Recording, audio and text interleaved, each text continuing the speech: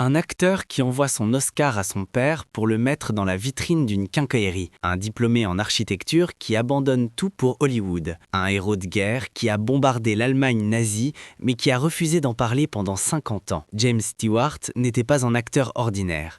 C'était l'incarnation du rêve américain, avec toutes ses contradictions. En 1939, il incarne Jefferson Smith dans Mr. Smith au Sénat, ce sénateur idéaliste qui affronte seul la corruption. Pour rendre sa voix plus rauque dans la scène finale, il s'est fait enduire la gorge de chlorure de mercure. L'année suivante, il remporte l'Oscar du meilleur acteur pour Indiscrétion, mais au lieu de le garder, il l'envoie à son père en Pennsylvanie. En mars 1941, avant même Pearl Harbor, Stewart s'engage dans l'armée de l'air. Contrairement aux autres stars qui faisaient des films de propagande, lui a piloté de vraies missions de bombardement au-dessus de l'Allemagne. Il est devenu brigadier général, l'acteur le plus gradé de l'histoire militaire américaine. Mais à son retour, il souffrait d'un stress post-traumatique sévère dont personne ne parlait à l'époque. En 1946, il tourne La vie est belle avec Frank Capra.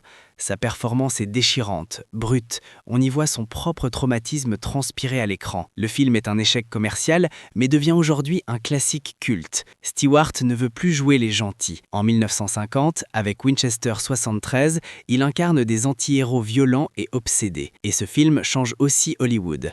Il renonce à son salaire pour toucher 50% des profits. Le film est un carton, il devient multimillionnaire et brise le système des studios. Puis vient Alfred Hitchcock. Dans Fenêtre sur cour, il joue tout le film assis avec une jambe plâtrée. Dans Vertigo, il incarne l'obsession et la manipulation, la déconstruction totale de son image du bon gars.